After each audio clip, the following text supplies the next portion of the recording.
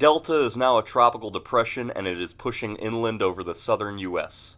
Good morning, I'm Mike Nasa with the latest tropical video update on Delta.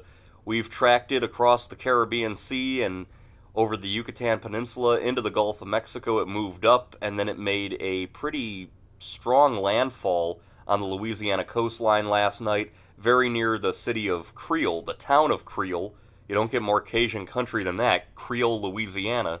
And it caused quite a bit of havoc with trees down, power lines down, high winds, heavy rainfall, and nasty storm surge along the southern Louisiana coast. You can see now it's weakening, but still a beautiful cloud shield stretching into Illinois, Indiana, all the way up into the Great Lakes, and it's going to continue to bring heavy rain throughout the areas of the central U.S. Here's the latest as of 10 a.m. Central, 11 a.m. Eastern on Tropical Depression Delta. It's at 33.1 north, 90.8 west, winds down to 35 miles per hour. Hard to believe a couple of days ago it was 145 miles per hour. It's moving northeast at 16, so at a pretty good clip, so that shouldn't be a slow-moving flood threat like Sally was. However, still a flood threat as it's a depression over Mississippi. It'll be moving into Tennessee, Kentucky, and then what's left of it will dissipate near Ohio and West Virginia come Monday morning. Now here's the latest radar, and you can see there's still some heavy rain north of Jackson. You guys are getting into it. There's a lot of heavy rain over areas of Alabama and Tennessee, so if you're driving along the interstates, truck drivers, all that, be on the lookout for some very wet conditions as the system continues to pull off towards the northeast. Again, I think the rain shield will stay pretty far south of the Ohio Valley. Maybe it'll get into areas of West Virginia by Sunday, but right now it looks like most of the heavy rain will remain down here in the southeastern parts of the United States.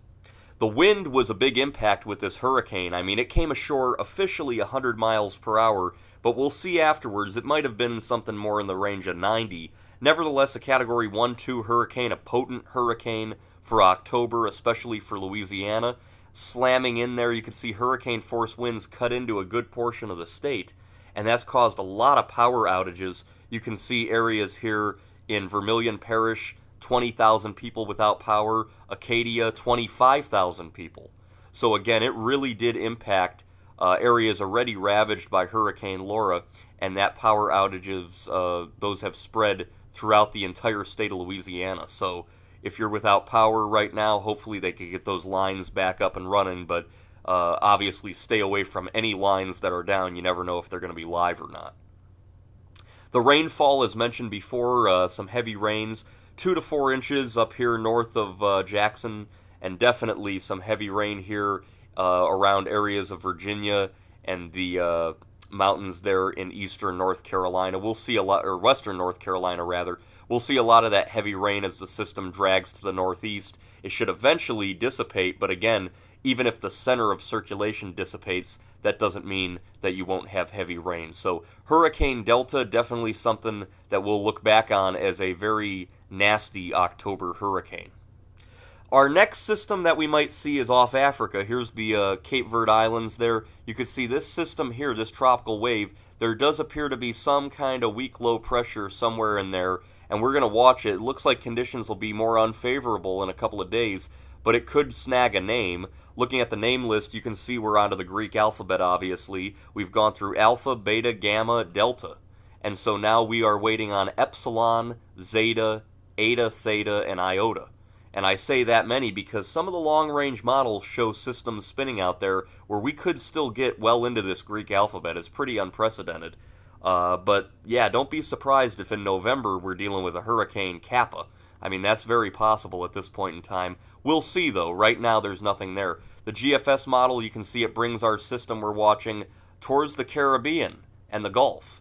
So we're going to keep an eye on it because even if it doesn't do anything now, you can see that in the longer range, if it makes it into the Caribbean like Delta did, we might have something to deal with. Also, Florida. You've been very lucky this year. Not one tropical storm or hurricane out of 25 storms, not one has hit Florida. I mean, we had Sally around Florida, but for the most part, you guys have gotten away almost scot-free. It's still possible to have a hurricane come out of the Caribbean and make a turn into western Florida. That happens quite frequently in October and November, and we might be seeing that later this year. We don't know, but some of the long-range models indicate by October 20th, by Halloween, we could see an increase in Caribbean activity. We know that the Caribbean can be active because we just had a major hurricane in the Caribbean, Hurricane Delta. Look at that beautiful shot. It's caught up over the southeastern U.S. It's going to continue to weaken and move to the right and offshore of the United States eventually. We have a tropical wave here north of Puerto Rico, and our wave out here in the Atlantic, which is our biggest concern, which would likely remain away from land, but we'll keep an eye on everything. I'm Mike Naso with the latest on the tropics, and I'll see you guys next time.